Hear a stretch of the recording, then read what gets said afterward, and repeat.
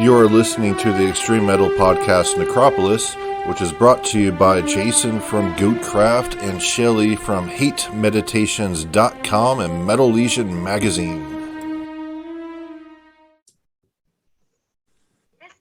Welcome to Necropolis. This is Jason, also known as Lone Goat from Goatcraft. Co-host Shelly is busy this weekend. I believe he's at a metal festival, so it's unfortunate he can't join us today, but I do have a wonderful episode for you all. We will be doing another Brookner episode, and I am pronouncing it properly this time, reining in how Anglophonic I am and actually pronouncing it the way it should be pronounced. It's Brookner, not Bruckner. So now that that's out of the way, I do have two phenomenal guests. We do have Sébastien Letocart returning today, who is on the first episode of Bruckner that we did. He's a well-established Bruckner expert, composer, teacher. He's one of the few guys who has completed Bruckner's ninth. And one thing that's very remarkable about this guy is he never shies away from correcting people in the Anton Bruckner group on Facebook. He's usually the first one to chime in and tell someone when they're wrong. So I really appreciate that, having access to expert opinions on Bruckner. And one of the great things of just being in contact with him is that he actually recommended William Walton, the British composer, the English composer. And I've always kind of shied away from English composers. I'm more into the Germans and Russians and all of that. And I kind of just, cast the English to the wind because, or one, in America, like Americans are very Anglo files. Like there's this great appreciation for the Queen of England and Anglo culture and all that. And, I cannot sit through a Downton Abbey episode. So I've always kind of cast English composers to the wind, but William Walton's phenomenal. I really, truly enjoyed his first and second symphonies. So, Sébastien, thank you for coming back, and thank you for recommending some phenomenal music. I'm very glad to have this discussion about Bruckner with both of you. Very happy. Yes, sir. And great to have you back. So our other guest today, his first time on this podcast, is very, very phenomenal individual. He is an astonishing musicologist. He was a professor of physics for 35 years. He is also the author of the Bruckner Red Book, which I am holding in my hand right now. And he's the vice president of the Anton Bruckner Society of America. And some of his Bruckner editions are held in very high esteem, especially his second Symphony edition. So we do have Will Carragan on the program today. Very, very insightful guy. Like I am scared about how knowledgeable this man is about Bruckner, but I'm also thrilled to learn more about one of my favorite composers. So I do want to thank Will Carragan for coming on the podcast today. You're most welcome. I'm glad to be here. Yes, sir. Yes, sir. So you actually spend quite a time in Vienna studying the manuscripts of Anton Bruckner. Is that correct? Yes, it is. So with all that insight that you gained from the archives in Vienna over the years, you finally put together your Anton Bruckner Red Book, which goes through all the different versions of the symphonies of Bruckner. Everyone knows that the symphonies were revised a number of times, especially the third and fourth symphony. So with that, the way this book is put together is very wonderful. That, number one, it has you talking about the different versions. So you have the written explanations of the versions and the different editions that have been out throughout the years.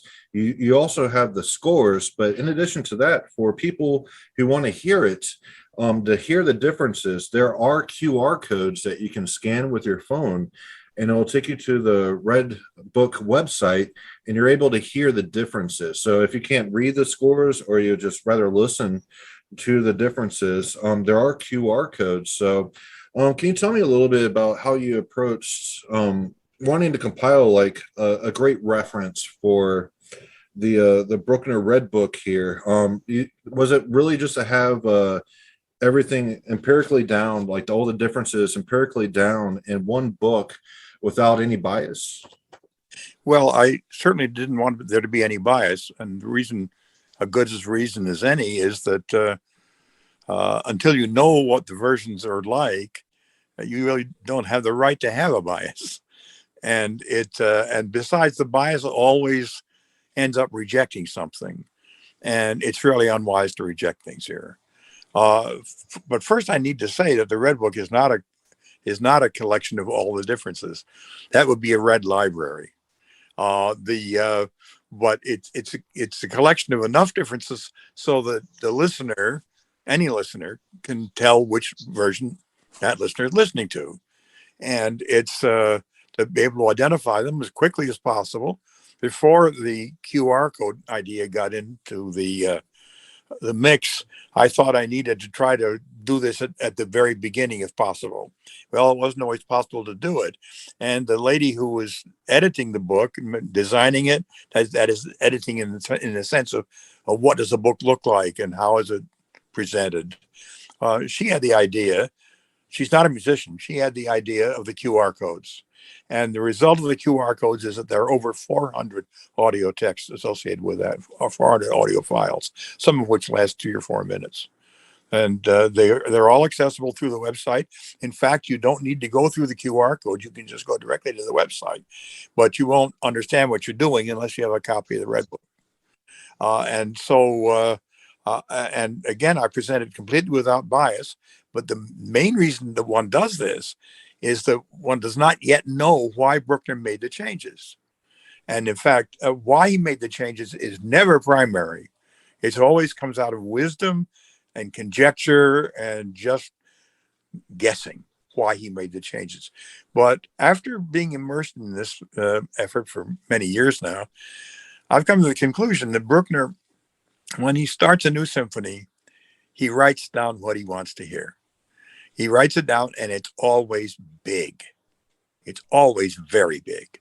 And it also, at this point, it has the greatest structural integrity that he will ever have with the piece. It will be in the first version. But for 2 reasons, he will change things. One of the reasons is he'll improve it. And if you need an example of that, I think maybe the best one, or a good one anyway, is the recapitulation in the first movement of the 8th Symphony, where the scoring of 1890, which is really undertaken earlier than that, but that scoring is much richer and much more profound than the scoring of 1887. It's the same length, all the same music is there, but everything is greatly enhanced and made much more impressive. And yet, when you listen to the 1887 version and you hear that pace, you like it. You do like it, but that shows it. That's one reason he changed things. The other reason he changed things is this. In writing these symphonies, he's revealing himself. And he's doing it out of a profound sense of self-confidence, of the ability to write down what he was thinking. He had in complete faith in what he wanted to say. But what he did not have faith in is the ability of the public to stand it, to understand it, to deal with it at all.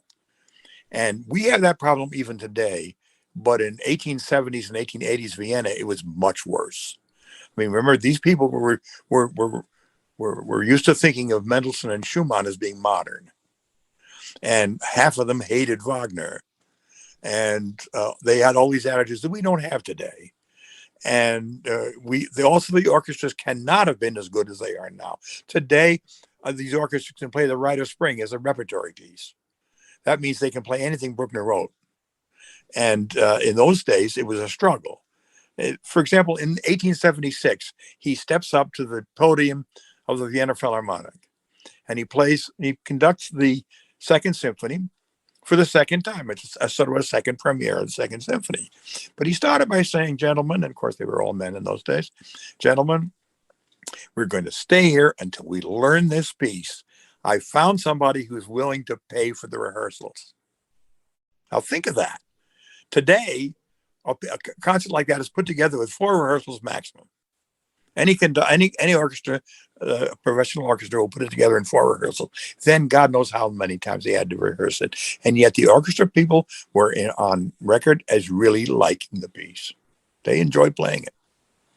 So why did we have a debacle the next year with his third? God only knows. Some people think he was engineered, that the anti-Wagner people made sure that it was a problem. I don't know. I talked to Thomas Roeder, who was the editor, the sort of guru editor of the Third Symphony, and a person whom I know pretty well and like a lot and respect.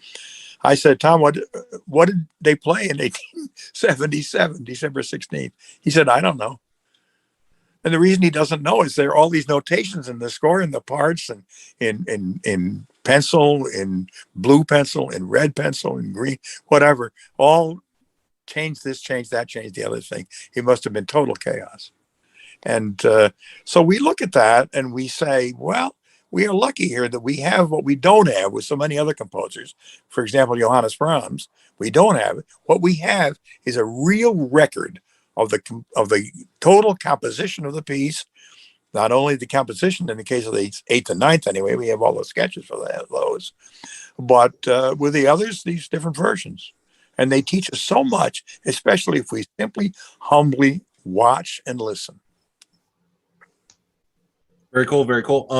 So you mentioned a lot of things right there, and one of the things that you had brought up was the differences between the coda of the first movement of the Eighth Symphony, which you said was the 1887, but I've seen it on YouTube posted as the 1888 version, and your exact words in describing that to me is like Promethean, the resolution, rather than the version that we're all familiar with, where it's terrifying. So how would you compare, just as the coda of the first movement of the Eighth Symphony, how would you just compare the two, and like how is that represented in the Red Book? Well, first, the Red Book lays out what happened, and what happened is at a rather late date, maybe as late as 1890, Brookner detached the coda. So that what we have in 1890, we don't really have a coda. We just have the transition into the coda. And for those who don't know the 1887 version, they think it's the coda. But if 1887 shows that everything comes to a stop, and suddenly, pa-da! And this huge ending. Well, at a conference years and years ago, and I wish I knew when this happened, but it was, I think, a Bruckner Journal Readers Conference of the early 2000s, I think so, and I should look it up. Anyway, there was a whole conference, and the main theme about it was the Promethean character of the Eighth Symphony. That is to say, the Eighth Symphony is about a human struggle to actualize what the gifts were that were given to that human and how the human deals with the problems that are there. And that's what the symphony is about. And when people say it's apocalyptic, if you look up the Greek word apocalypsis, you find that it means revelation, unveiling. And in order to do that, you see, you have to have Prometheus alive through the whole piece. And if he dies at the end of the first movement, you don't know how you're going to resurrect him. Whereas the coda of 1887, this incredible coda, orchestrated in the most virtuosic manner, it's Prometheus saying, you may bind me to the rock. You may have an eagle plucking out my liver every day and goes back at night, and the eagle goes back the next day and plucks out my liver again. You can do that, but I defy you, and I will win.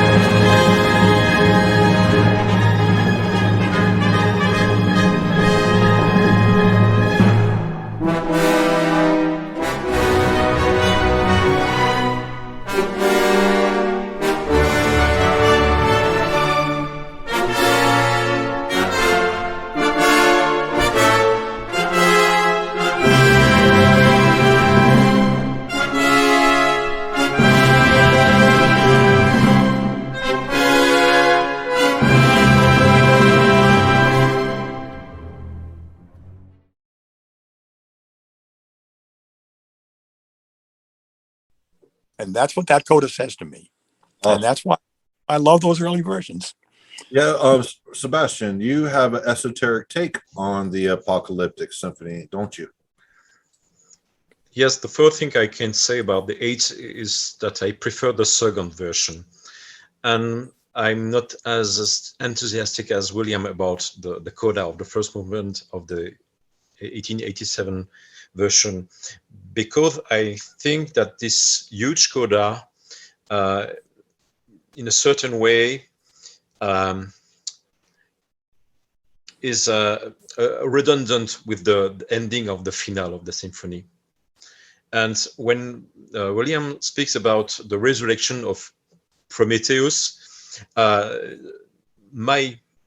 it's purely speculative, purely subjective, but I think, and not only in the 8th symphony, that in Bruckner's music there is a lot of Christian esoteric symbols, because he was very Catholic. He had a strong faith.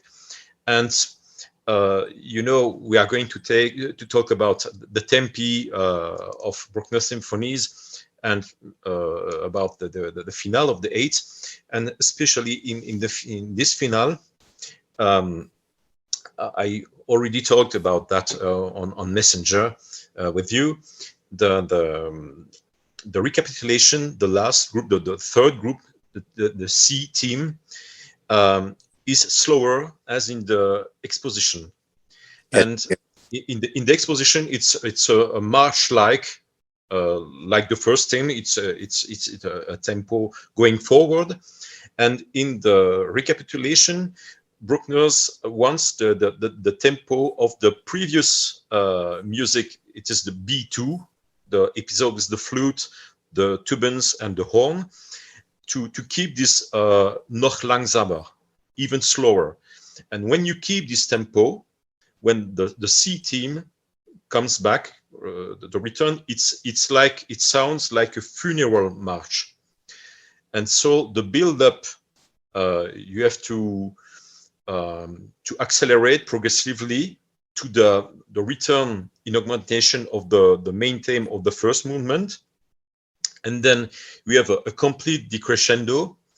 And for me, this moment is very important. It's like entombment, or the vision of death of the all human suffering, and this long decrescendo until you have the last beating of the timpani, boom, boom. Yeah. It makes me think about the last heartbeat before dying, And when this last beat of the heart are also the beginning of the coda.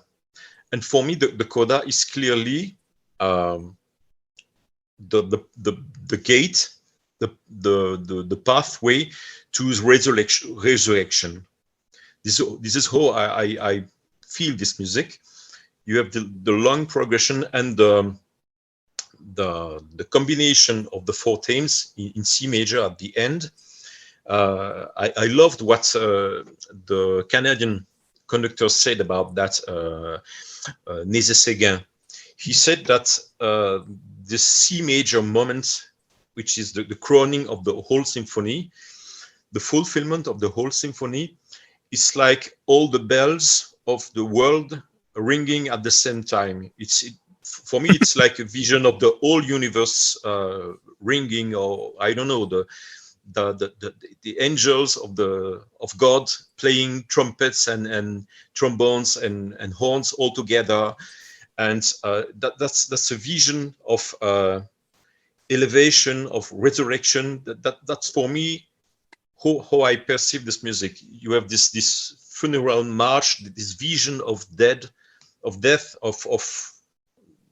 the global suffering of humankind, and then this entombment, this completely the music completely flat out, and then we have this last heartbeat, and from the very last end of the last how to say that, the last glimpse of life, we begin to to enter the mystery of the resurrection. And you have the da da da da da da da, this beginning of the coda with the pam of the timpani, which is a very moving, very impressive moment. Yeah, it's one of my favorite things ever written. I had posted about that a couple days ago, I believe. That coda in the finale is just magnificent. So we know Bruckner was Can I break in here for just a minute? yes, sir. Hi, I'm back. Awesome. Fine. So you're going to I'll edit out. Please, sir. I'll edit out the silence and all that. Oh, you do what you need to do. I wanted to point out in the Red Book that there are two examples on page 173 that back up what Sébastien was saying, which is in the case of leading into the third theme group, where eventually after a crescendo and a accelerando, the theme from the first movement recurs. Anyway, at that point, the tempo indication written in the later manuscript is viel langsamer, which means much more slowly. And remember, we're starting here with the speed of the B theme, which is already slower than the speed of the A theme. So that he really wants you to begin the third theme, D, D, D, like a funeral march. Sébastien is quite right about that. And then the other example, that's example 8.11 on page 173. Then at the bottom of the page, example 8.12 has the four themes in the peroration of the coda laid out, so you can see exactly how each movement is brought back. It's quite interesting. In real life, the ones you hear are the first movement in the bass and the scherzo in the high trumpets. But all four are actually there, and you can see that they're on the page. You can see how it works. Absolutely. When Sébastien talks about angels ringing bells and playing trumpets, he's completely right. It is the most triumphant thing you can imagine. The finale, the codas of the fifth and the eighth are the more glorious coda he ever wrote. But the finale of the fifth is completely different. It has a more Baroque style, I would say. When the ending of the eighth is very extremely mystical. Yes, I think you're right. I think in the fifth he was essentially writing a dissertation. He's saying, I'm son of a village schoolmaster, and this is what I can do. And so when he brings the themes back, they're all there. There are a number of themes there, not just the chorale, not just the theme from the first movement fugue or last movement fugue, but they're all there. But they're brought back not always together. I mean, the theme, bum, dum, dum, bum, that comes back first. Then the chorale joins it, and his rhythm is still there, although the melodic element is modified to fit the chorale. But then when that's done, the themes from the first movement come back. And so he's doing something quite different with those two codas. In the fifth, he is, I think, exulting in the power and strength that he inherited from Simon Sexter and which he had been developing for the second, third, and fourth symphonies. He's exulting in the abilities that he has at this point.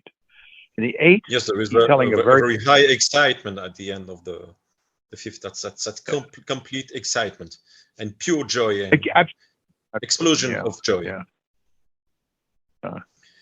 Maybe you will find what I will say just right here a little bit odd, but I presume that you know the Disney cartoon Alice in Wonderworld.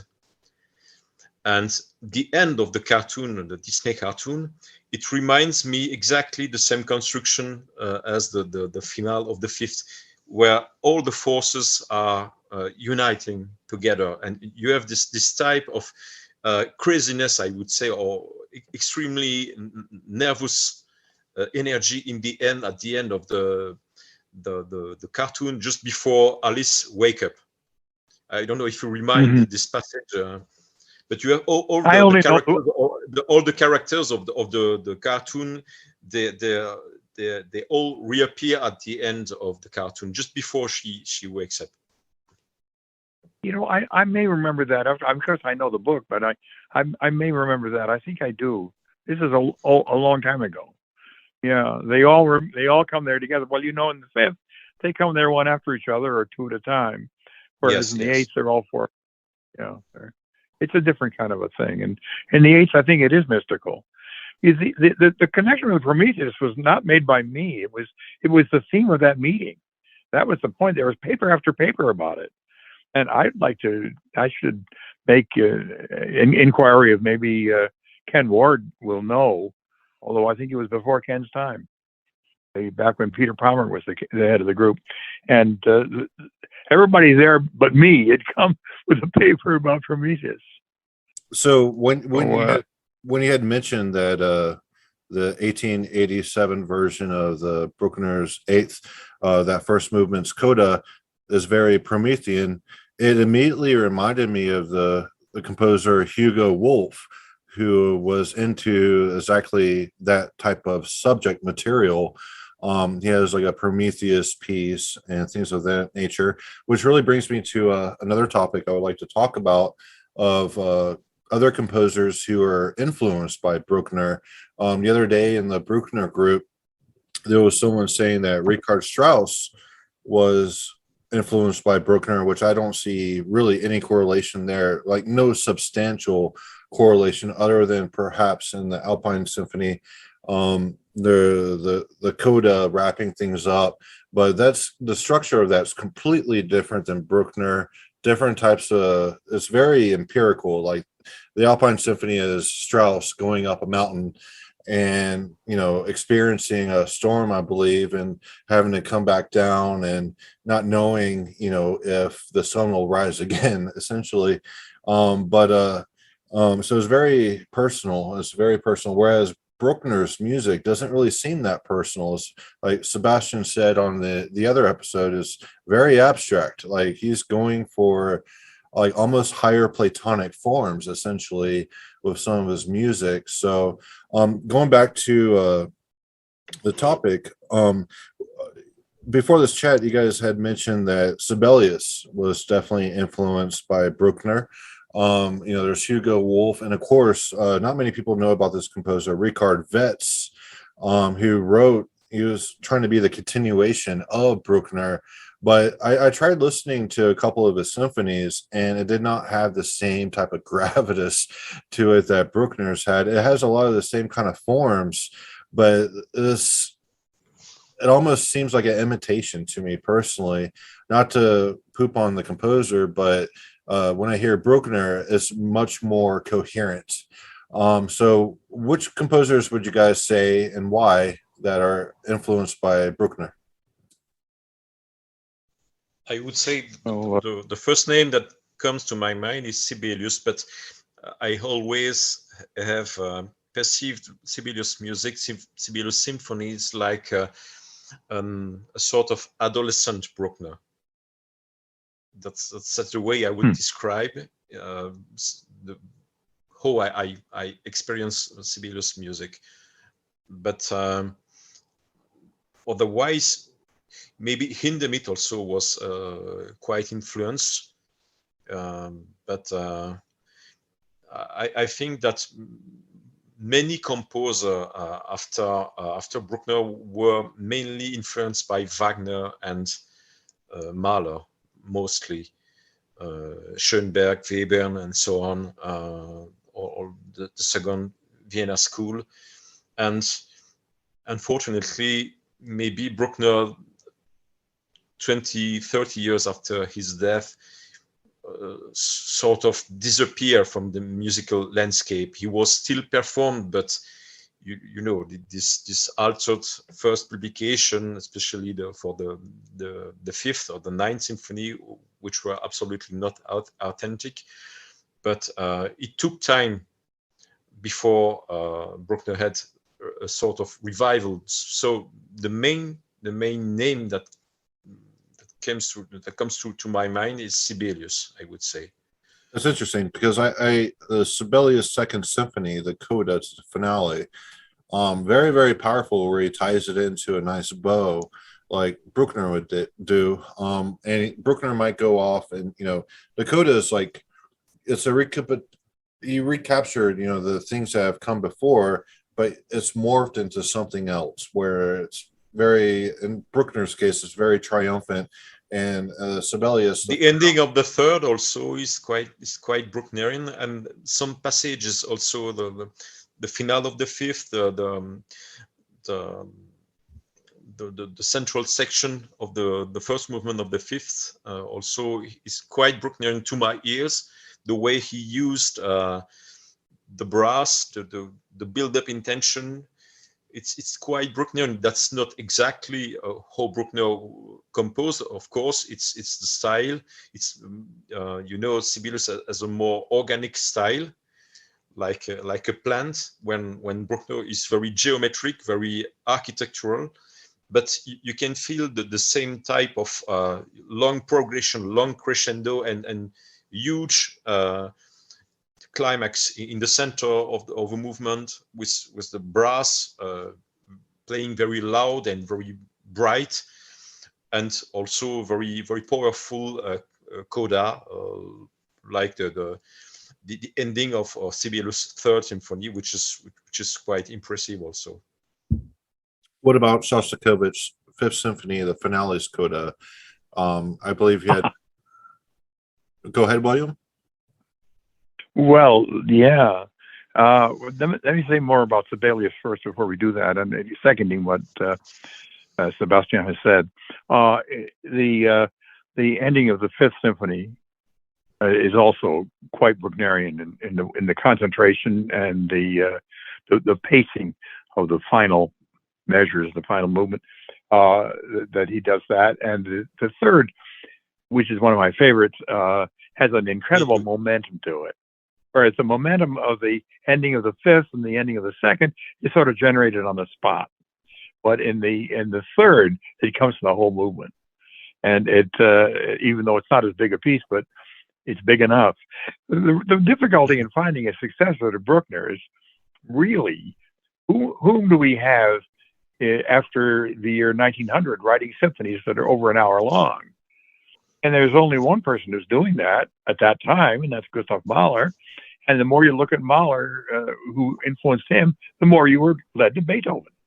You really are. I mean, Mahler uses the 5-part song form just the way Bruckner did. Bruckner got it from the Ninth Symphony and from the A minor string quartet, which is the only places Beethoven used it. But he used it there. They're both very important movements.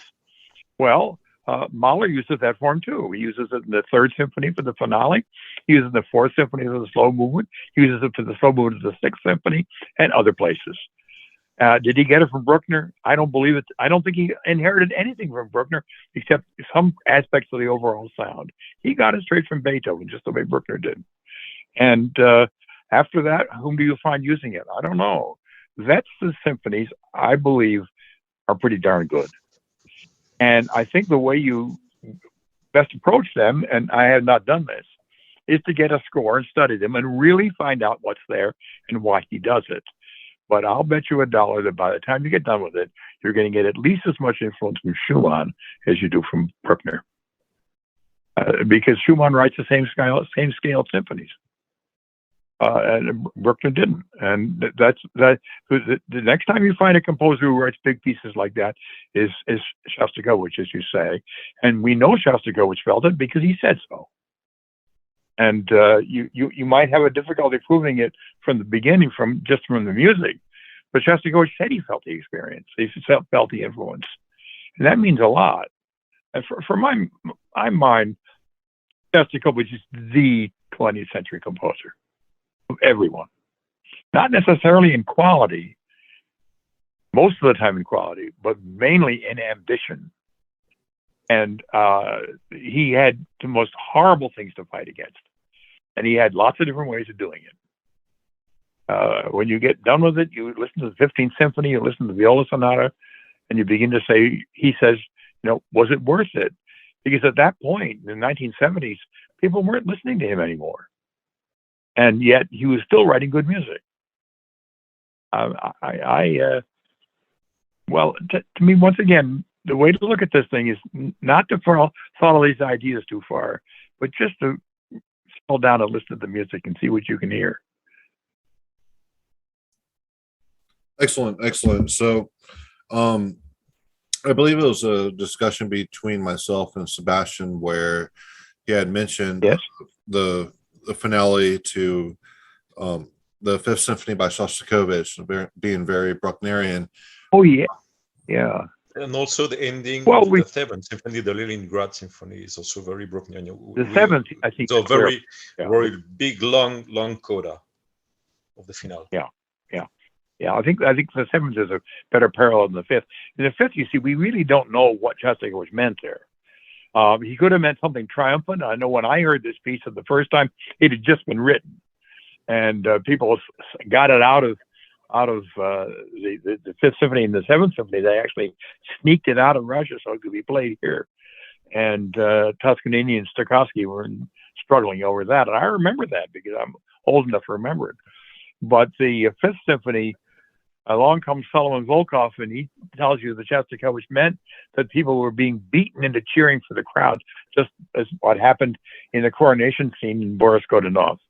And the trouble is, the coronation scene in Boris Godunov sounds glorious to everybody until you realize that what Pushkin is trying to tell you is that the enthusiasm is all fake.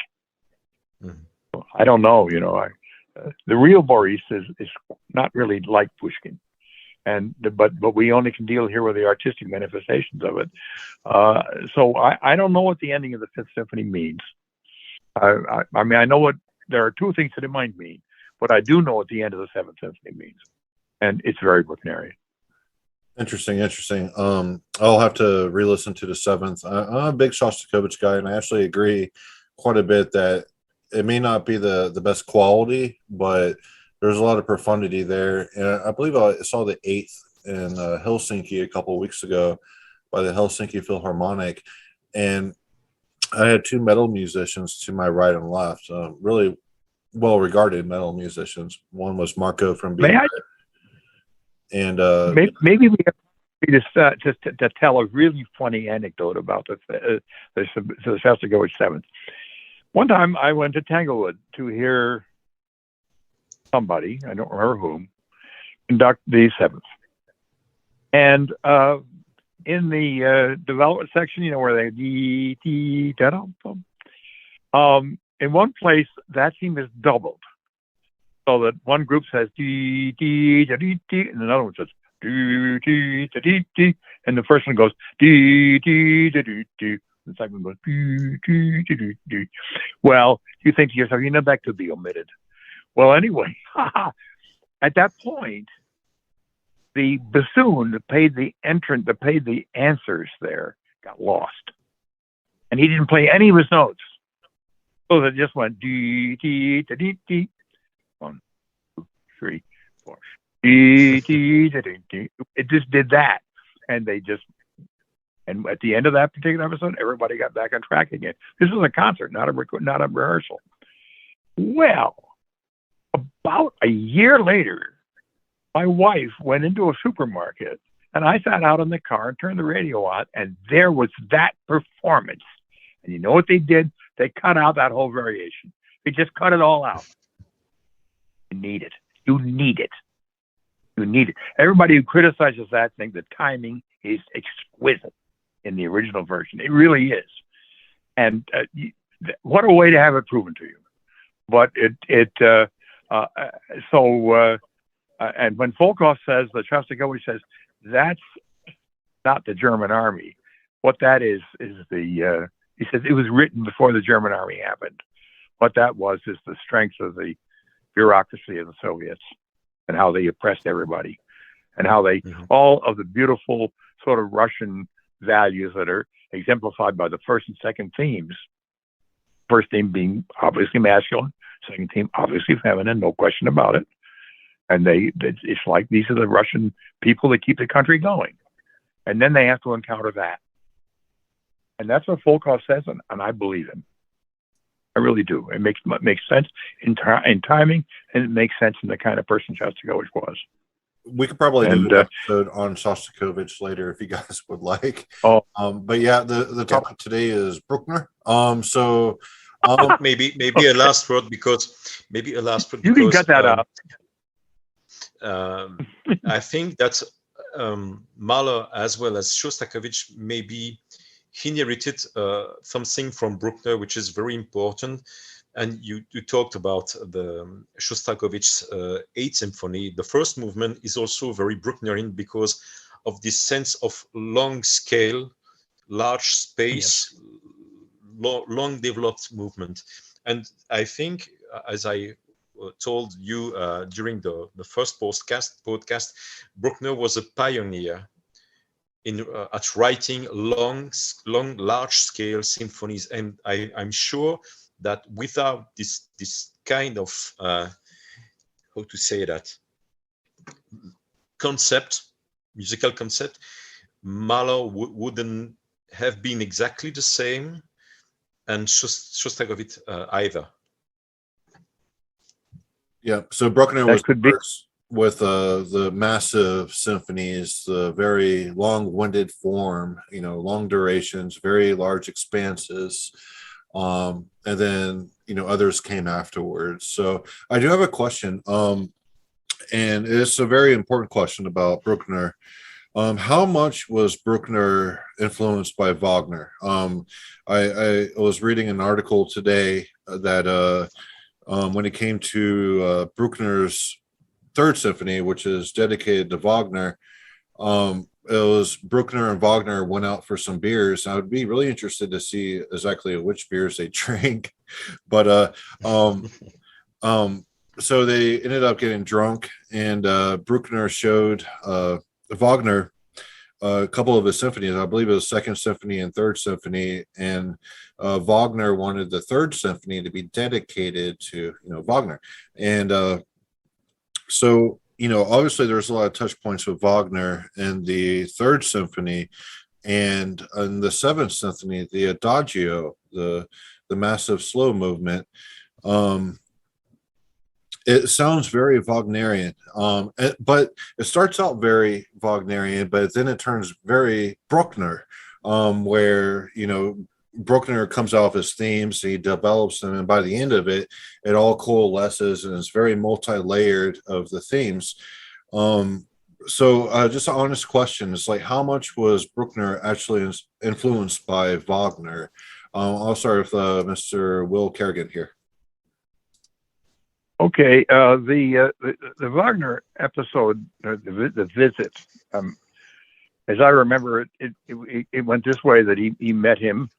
I think Von Fried had just been finished. Maybe he met him there, and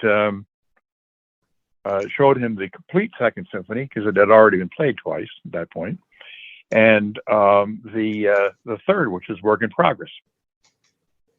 And the third had this trumpet theme at the beginning, and Wagner liked that. He may have seen there was a little bit, just a tiny little bit, maybe a little more than a little bit, a resemblance to the opening thoughts of the overture in The Flying Dutchman. He may have seen that. Maybe Bruckner meant it. The part that means something to me is da-da, da-da, da-da. That's in both of them.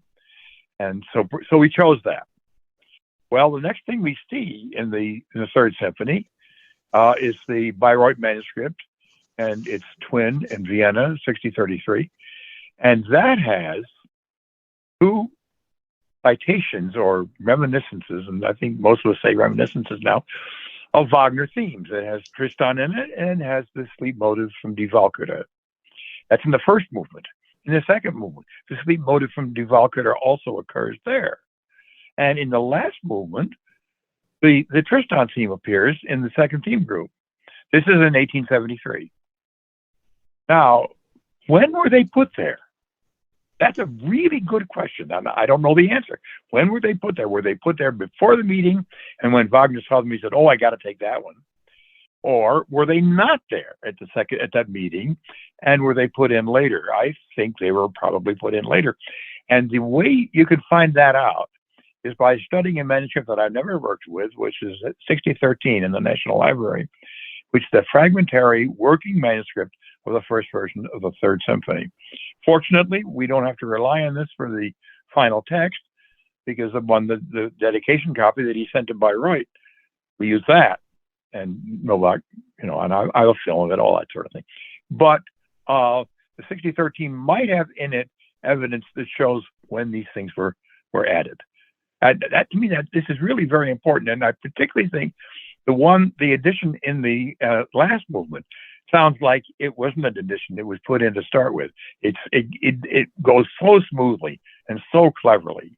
It's really nice. Of course, these are all gone by 1876 when he made the first draft of 19475. They were all gone by then. I think there's a very slight possibility that he deleted the Tristan before he deleted the Walküre. I got to think a little more about that. But it's I would say this, as far as answering your question, what influence did he have from Wagner? The sound, the overall feeling, the dedication to higher things. I mean, Wagner's operas are all at a very high moral level, and mysterious, but there. That, the form, not in the least bit. He got it all from Beethoven. He just did. And Wagner did write one symphony and started a second one. It's a good piece. It's based on Beethoven 7. It's so obviously based on Beethoven 7 that when you hear it, you practically can tell what the next measure is. But it's a very, very nice piece. And he could have been a good symphonist. But I doubt that Brookner knew that piece. And Brookner got from Wagner the general attitude, the mystery, the richness, the color, the kind of reference to an earlier, purer time. I don't know, or maybe a purer time that had its impurities. And that Brookner is fighting impurities everywhere in the Eighth Symphony. And he wins at the end, of course. That I think he got, but not anything structural, anything of that kind of musical language. It's not there at all. Wagner never wrote in the sonata form. I mean, other than the symphony with hints to Beethoven, but the operas themselves, like there's no sonata form. But I tell you what, there's one thing, Jason. There's one thing in the part 5 of the Eighth Symphony Adagio, which is given a lot of discussion in the Red Book.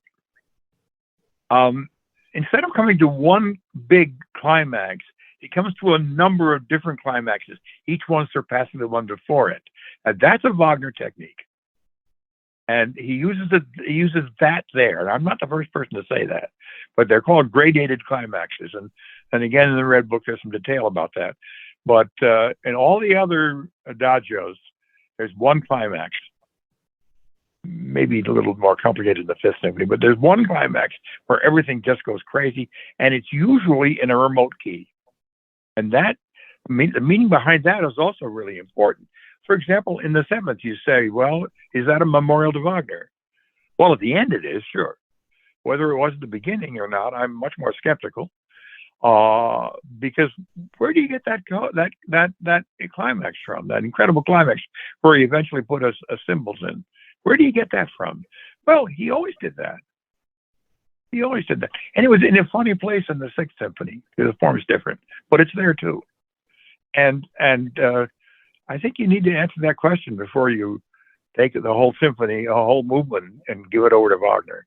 Yeah, like I don't know. The Adagio of the Seventh. The first time I heard it, with being not too familiar with Bruckner back then, I thought it was straight taken from Wagner, but the older I got, the more refined my tastes were in classical music. I realized like the first theme may be very Wagnerian sounding, the atmosphere, the general mood that Brookner was conveying, but the piece as a whole is completely Brookner. Would you agree with that?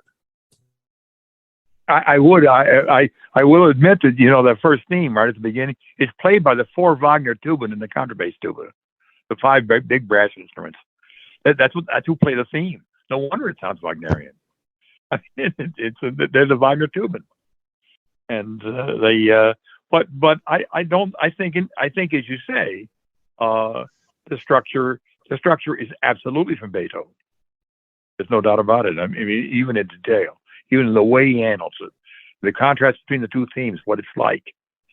In the Beethoven, both themes are happy because it's the Beethoven that is in the well, they are in the ninth too, but in the quartet, it's a song of thanksgiving of a convalescent,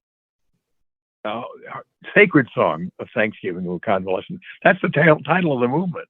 Well, this is just right up Bruckner's alley. Exactly the kind of thing he would like to do. I think, Sebastian, I've seen you argue quite a bit with people on the internet about the true influence of Wagner on Bruckner. So what is your take on what we've just said? I would say that the influence of Wagner on Bruckner was very small, honestly. Yeah. Because the orchestration of Bruckner is inherited from Schubert and Beethoven mainly, and of course with extended brass, of course, with chromatic horns and so on, and chromatic trumpets. But that's mainly the universe, the formal and orchestral universe of the Viennese symphony. So it has no link to Wagner.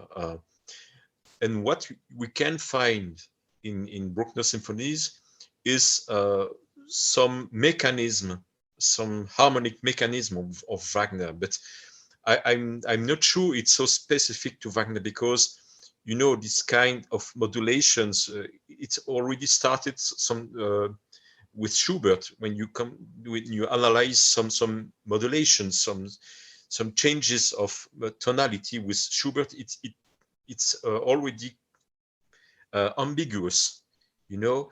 And later with Schumann and Liszt and so on, it was in the air, this kind of development of chromaticism and ambiguity, harmonic ambiguity. So, of course, you have Tristan and Isolde, this famous prelude, and the beginning of this prelude, but I'm not sure that it was so decisive on Bruckner. I would say that the musical shock for Bruckner was very important to listen to Wagner's music, but William mentioned the use of Wagner tuban in Bruckner's music, but when I hear this tuban used in Bruckner's symphonies, it sounds very alpine to me, you know. I don't hear a quotation or a sort of atmosphere of a Wagner opera. It sounds Bruckner. It sounds like the Alpine music in Switzerland or in Austria. So I don't hear Wagner, or very, very, very few. The influence is very small for me. I have to agree. The Wagner tuban made their first appearance in Bruckner symphonies at the beginning of the slow movement of the seventh. And you're right. I mean, everything is written there with the techniques of Haydn and Mozart, Haydn and Beethoven and Schubert. It really is. It's just that we have now formed new brass instruments, and this is where they step out of the stage. This is not at all the way Wagner composed. Not at all. It's just Schubert with a bigger orchestra, with more possibilities. Yes. Very interesting, very interesting. So I do have a couple more questions today, and of course we'll allow organic discussion to manifest and go in whichever direction that it goes in. But one of the things we've all had a disdain for is the critic David Hurwitz, and this morning I watched this video about the he pitted against the Mahler cult versus the Bruckner cult, and he essentially says that, you know, Bruckner wasn't that smart, at least in public opinion, and that people are more into the idea of Bruckner more than Bruckner himself, and which I totally disagree with. Is a huge slap in the face. I mean, I love the music that I hear, and I think it's some of the most profound music that I've ever heard. Second to Beethoven, and not necessarily second, like might be tied in how profound it is to me on a personal level. That the music itself, speaks volumes, whereas he came up with a theory that the Bruckner cult is more obsessed with finding the right version of the symphonies, finding the idea of Bruckner more than just accepting Bruckner as a composer, where you do have a manifold of different versions, which your book outlines well.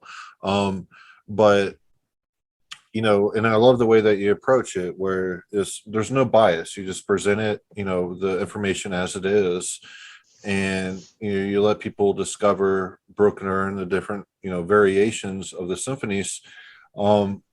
So I feel like this critic, he may be good on one level where he's talking about Bruckner, he's having people who may not be too familiar with Bruckner actually delve into his music, but I think it comes from the wrong place. And Sébastien, I'll start with you. Like, what are your general thoughts on the critic David Hurwitz?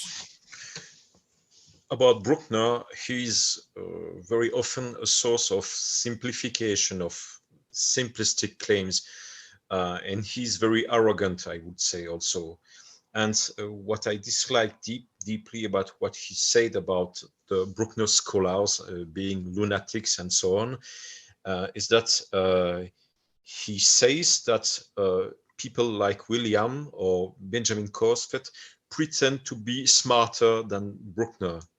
That's absolutely not the case. As you said, there is no bias, and it's just to present what is at disposal, to be as objective as possible.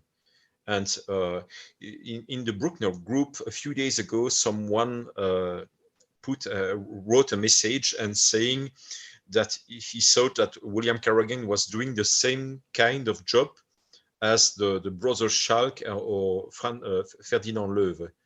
And this claim was so uninformed, so wrong. No, it's absolutely not the same kind of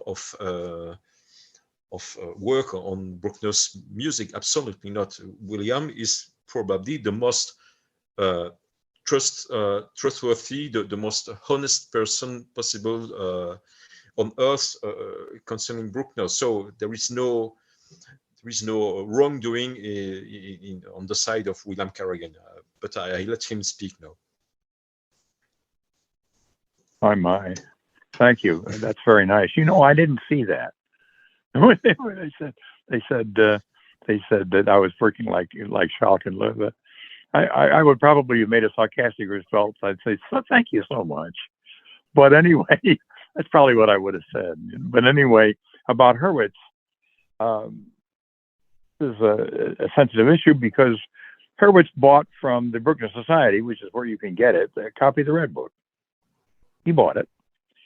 And I know he did because I know the guy does a fulfillment. You remember sending it to him. He read the preface to the book. And on the basis of the preface to the book, he panned it. He must have cost me hundreds of sales. He must have. He panned it. Who wrote the preface? Ben Korsfeld. Ben Korsfeld is a good friend of mine. I've known him for 30, at least maybe 40 years. We talk to each other about lots of things.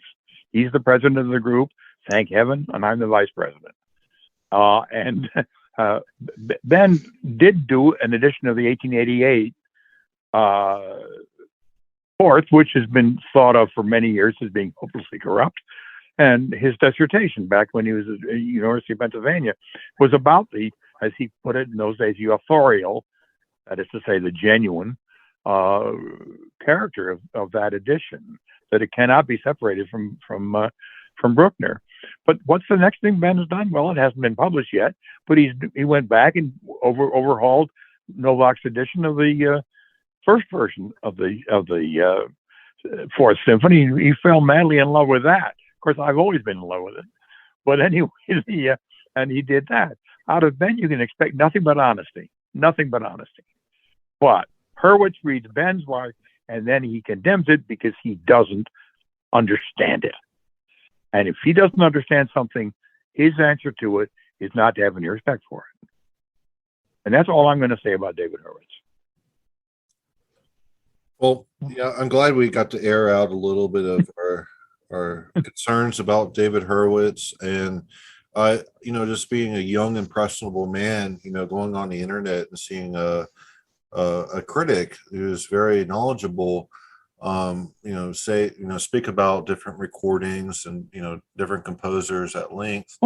I realized early on that most of what he says about Brookner is very underhanded, where he may give faint praise, but you can tell deep down that he's not a Brookner guy at all. So I feel like Brookner is in better hands with yourself and Sébastien rather than David Hurwitz. That's my honest opinion. And just being a young, impressionable man who happens to love very profound music, I'm naturally drawn to Brookner, especially more than Mahler, which we discussed on the last episode. But I feel very fortunate. But the main claim of David Hurwitz is about the last will of Brookner, what he bequeathed to the Austrian Imperial Library. He left his manuscripts of the symphonies, and Hurwitz says these manuscripts are the last will of Brookner, and all the rest, the first publication with the orchestration it was changed with the help of the pupil of Brookner. That's bullshit. We don't have to listen to this. That's interesting, but we don't have to perform it. And we have so many versions: the first version of the third, the third version of the third. And same about the second. It's too complicated for people. It's I don't know how you say that, a mishmash. I don't know the expression exactly, but it's too complicated. And the fact is that the Brookner case is complicated. And as I already explained it in the previous podcast, Brookner had very few opportunities to experience and to hear his own music.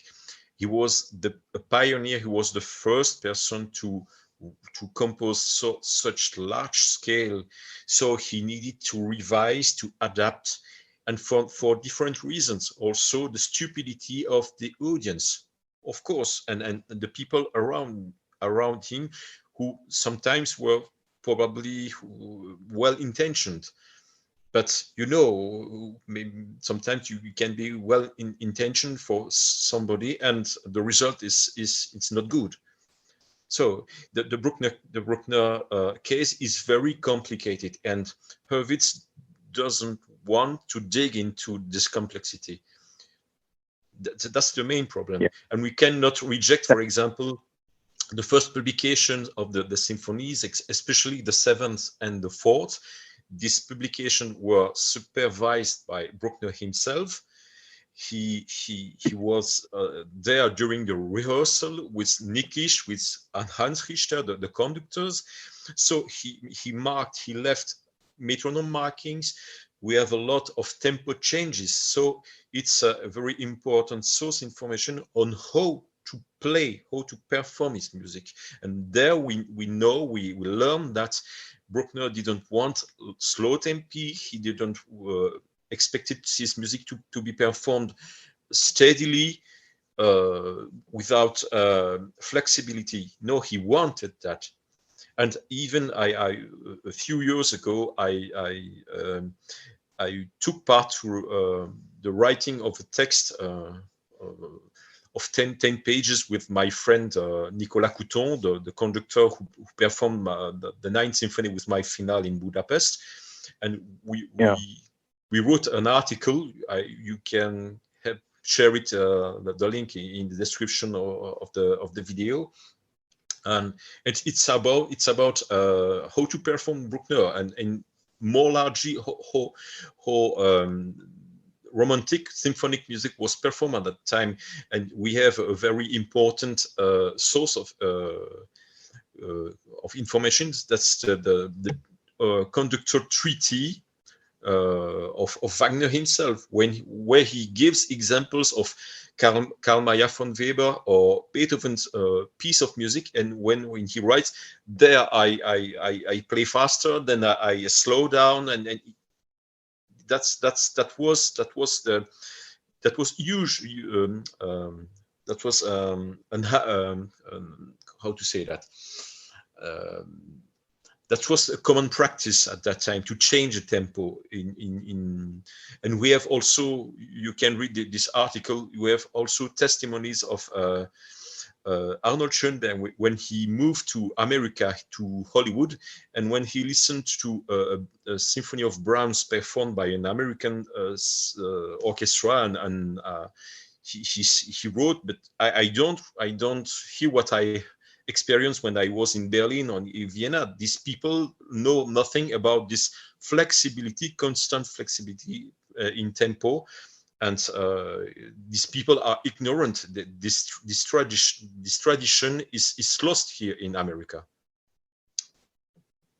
Yeah, also I've heard some Bruckner symphonies performed here in Texas, and I even saw Jalfin in Sweden performing the Eighth, and he's like a world-renowned conductor, but he really sped up the last movement of the Eighth to such an extent. Yes. I don't know if he was short on time or what, but it lost a lot of gravitas being played so fast. And, you know, going up to the coda finale, it really has to be handled with a lot of care. It can't be rushed through for the full expression to manifest. Go ahead, Will. Yeah, I'll join with that exactly. There was a performance last fall by a semi-pro orchestra in Boston called the Boston Philharmonic, led by the conductor, the very experienced conductor, an old Brookner hand, Benjamin Zander. Well, Ben is an old friend of mine, quite a good friend. And he and I had been talking about this since August. And I influenced him into using exactly the tempos that are indicated in the score of the finale of the Eighth Symphony, and to propagate those tempos all the way through the whole movement. What do they mean in terms of the other nuances that are present there in the first published edition? And to make a long story short, Ben did everything according to that edition, particularly the nuances, the very striking nuances around the recapitulation of the main theme in the finale and the letter FF. The amazing things that this edition has you doing. Of course, they were all omitted by Schalk, not by Schalk, heaven's sakes, by Haas. They were all omitted by Haas, and they were not put back in by Novak, or maybe a few of them were, but those nuances were not there. Sébastien pointed out to me that Bryden Thompson takes the same tempos. He does, but he doesn't do those nuances. He does them because he sees the metronome markings in the score, where they've always been in every score that's ever been published of that symphony by anybody under any editorship. The metronome markings have always been there, and they're just about always ignored.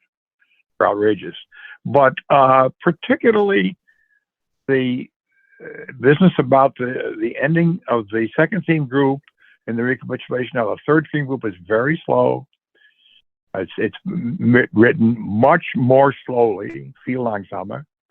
And then there's this big accelerando and a quotation of the main theme of the first movement. The accelerando stops at the quotation. And the quotation is slow, but there's a accelerando beyond it. And then the fast tempo is resumed and then dies away. And finally, we get the coda itself. And I told Ben, do not speed up in the coda. Don't speed up. People have been listening to this piece for an hour and a half, and they deserve to hear all the detail. And Ben kept this tempo is firm as the stars in their courses. It sounded so good. It really sounded good. If you can hear this, you should. You can get it from abrookner.com. They'll give you a copy of it. The orchestra is a semi-pro orchestra, and it sounds like it. But they have a very good attitude in that group, and this is a history-making performance, I think. Excellent. Sebastian, any thoughts on that? Yes, just a remark about this performance. That's a very good performance. But the tempo of the funeral march is too fast, unfortunately, in this performance. He changes the tempo and he's faster, so we don't have this effect of there is syncopations in the build-up of this funeral march, and when you play too fast, the syncopations are vanished. It disappears. So it's very important to have this suffocating effect of the syncopes, and one conductor that does it very well is Harnoncourt with Berlin Philharmonic. It's very slow, and you can hear all the syncopes of the viola parts and the cello parts. It's very moving. I think you're right. The place that Sebastian is talking about is the beginning of the third theme group in the recapitulation, where it's being bum bum bum bum bum bum, and there are syncopations there, and you don't hear them unless they're played pretty slowly. You're quite right. And maybe we should have done it slower in Boston. Probably should have. And of course, what that does is it gives you more room for the acceleration, which is going to happen later. Maybe Ben started the acceleration work. He could have been. Well, these things you work out after a while. I think that is very significant, and it's really pretty important since Field Ensemble. This is with respect to the tempo of the B theme, which is already at 60. The A theme is at 69. This means you get down to 52, 50, and you take it very slow. Yes, B2 is slower. Not very long. Just you need to do it for a while, and the hesitation and the total fear almost that's in that music won't be heard unless you play it slowly. When you play it so slowly, the music becomes like like the Christ bearing his cross to Golgotha. Yes. Golgotha. That's this kind. That's a funeral march, but that's a march to the passion of Christ. Maybe that's purely subjective, I must say. But I have these images coming to my mind when I listen to this music. It rings true to me. No, the funeral march. I agree. The funeral march should be performed slowly in the tradition of Beethoven. 100% agree with that. And I thought it was a solid performance. I did watch it a couple of nights ago. It was Anders' performance, I for a semi-pro orchestra, they did a very good job. I'll have to say that. And I immensely enjoyed it, and I immensely enjoyed the 40-minute introduction to the symphony, which was going through the themes and explaining Brookner to the general audience that may not understand Brookner, and those very phenomenal introduction. So I do want to wrap up this episode today with a light note of what just Brookner means to us on a personal level. As I stated in the other podcast, I was first illuminated by Beethoven, and I was secondly illuminated by Brookner. It's very esoteric. It was very, I look for music. I love a great deal of classical music, and the two main hitters for me are Beethoven and Brookner. And I feel like, even though both are very similar in a lot of regards, but Brookner, he just went above and beyond in some regards with the massive symphonies and very profound music. And it, like Sebastian mentioned on the other episode, where he delves into pure abstraction. He talks about polyphony and things of that nature, and I totally feel that. I feel when I hear Brookner, it transports me beyond the mundane world. It takes me beyond the world as I see in front of myself. But this is not the kind of abstraction that you can find, for example, with the music of Pierre Boulez. That's not pure abstraction. Is this in this kind of music? I would say when I talk about abstraction, when you look at a Gothic cathedral, for example, Notre Dame in Paris or Chartres and so on, that's architecture is geometry and it's abstraction.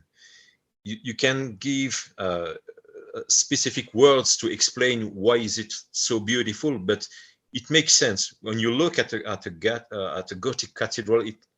You are illuminated, you are elevated, it's meaningful, but you can't say why is it so beautiful. That's the kind of abstraction I was thinking about.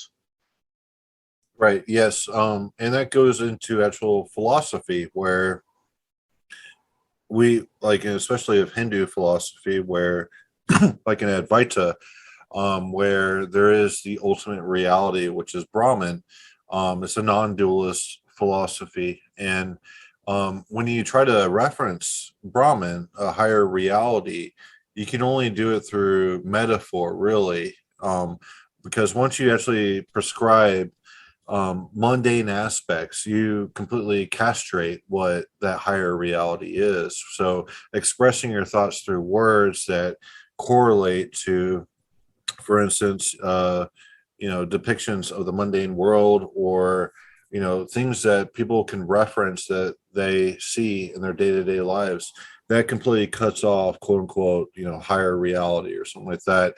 In Advaita, as well as in some transcendental idealism as espoused in the German school of philosophy. But when I listen to Brookner, I definitely feel there's something more beyond comprehension, that he was just one man who was super illuminated when he wrote his music, and with that he came to closer than Beethoven or any other composer, in my opinion, to reaching a higher state. It may not be something I can tangibly say without doing an injustice, but it's just very profound music. And number one, I'm fortunate that I discovered Beethoven and truly, at least in my own opinion, grasped the music. And then number two, the Bruckner. Will, what does Bruckner mean to you on a personal level? I've been wanting to tell this story for the last 10 minutes. There is, as you probably have heard, that Bruckner would get rather personal with his students. His students were musicologists, by the way. He taught composition to musicologists, and the two pupils that he had that were really famous were Guido Adler, who was for many years the chief editor of the Denkmäler der Tonkunst in Österreich, which was an old music publication, and Heinrich Schenker, whom we all know about. And one time Bruckner said to them, when I go to heaven, he said, because he was sure he was going to go to heaven, there was no doubt about that. When I go to heaven, the first thing I'm going to do is I'm going to seek out the master of all masters, Beethoven. And I'm going to fall at his feet and say to him, Master, I learned everything I know from you. Then I will get up and say, I hope you don't mind that I went a bit beyond you. Now, I think I need that in German, but that was his attitude. And of course, anybody who looks at any of the Bruckner symphonies, starting with the second, and perhaps starting with the F minor, knows that, of course, he went beyond Beethoven, at least in terms of style. And in the big symphonies, except for the ninths, the Beethoven ninth, he went beyond them in size. He went beyond them in chromaticism. Eventually, he went beyond them in size of orchestra and techniques and things like that. But Beethoven still stands as a radical source and critic of what music's all about. And Bruckner knew that. And Bruckner, that's where he got his influence. But I think, Jason, it means a lot to me that those are your two musical gods. Well, Yes, absolutely. what are your personal thoughts? Like I just laid out my soul in regard to Bruckner. Um, what My personal thoughts is a lot to discover. I have a lot to discover. I mean, I know I say a lot in the red book. The new book that I'm working on now, that will have opinions, not about which version is better, but it'll have opinions about maybe what symphonies mean, things like that, what they mean to me, what they meant to others. Because the basic topic is Bruckner's compositional methods and how did he approach the whole idea of composing and what did he do here and there and elsewhere. At this point, I have a basic plan for the book, but aside from that plan, I have nearly 7,000 words of suggestions that I've written to myself about what has to go into it. I expect it might be done in a year and a half. I hope I have the time. I'm 84 now. I hope I have the time to complete it. But if I do, it's going to be a lot of fun. It's a great honor to have you on the podcast, by the way. It's great to actually talk with you a little bit. And Sébastien, what does Bruckner mean to you on a general personal level compared to other composers? It's a very difficult question to answer because it's so deeply rooted in my being. This music, this composer, he is the guy who is every day with me. So that's probably the most meaningful music that I know. Most probably, that's the most complex, the richest music I know. For example, during the presentation of the Eighth Symphony, Benjamin Sander spoke about the adagio of the Eighth Symphony, and he said it's about love. But what kind of love in this music? Is it platonic? Is it spiritual? Is it human? Maybe it's all these kind of loves all together, united. It's very difficult to explain because this music, as every music, but especially this music, is beyond words. So I'm sorry if I'm not too talkative about that question, but it's a music that helped me to live every day, to have meaning in my life. That's simple as that. It's a music that brings a lot of joy, a lot of strength, of intellectual stimulation. Yes, Anton Bruckner is with me every day. Every day. Oh, that's wonderful. And it is wonderful. It really speaks volumes of not only are you an expert, it's very intimate for you on a personal level. And I do believe, both of you are great representatives for Brookner. And I want to thank you both. It's a great honor to have you both on this podcast, just to kind of talk about Brookner, different thoughts, and as well as delving into the Red Book a little bit. I want to thank you both from the bottom of my heart. It's been an honor to speak to both of you. Yeah, and the Red Book is a must buy. Thank you both. This has been a really good conversation. Yep. Thank you very much. Yep, I'll leave links in the description where you can find everything you need to know about these two. And of course, there will be a link for the Red Book, which, and my point of view, is the ultimate reference for Bruckner and the different versions of the symphonies for you to, kind of delve into it yourself. It's a very objective book, and you're able to see, plainly with QR codes and hear the differences if you don't want to read the scores of the different versions of these symphonies, and see exactly why things are the way they are in the symphonies, and really parse the differences between them. So I do want to thank you, Sébastien. Phenomenal guy, and I really appreciate your friendship. So thank you for coming back on the podcast. Thank you very much. Thank you for the invitation. Will Carragan, complete freaking honor to have you on today. Very I feel very intimidated just from the sheer amount of knowledge that you have in your skull compared to mine. Mine is very minuscule. Yours is like a mountain. So I want to thank you very much for coming on the show today. Well, thank you. Thank you. It's an honor to be here with you. And it's really an honor for me to be here with Sébastien, who I have the greatest respect for. And if you ever get a chance, if you can, you should hear some of the music that he has written. He's a really good composer. He's very convincing. And the reason I have is because he sent it to me. But it's an honor to be associated with him. Yeah, both of you are very the highest echelon of people who I respect. So thank you very much. And I'll be playing some music in this episode. And hopefully you enjoy what you hear in addition to the conversation.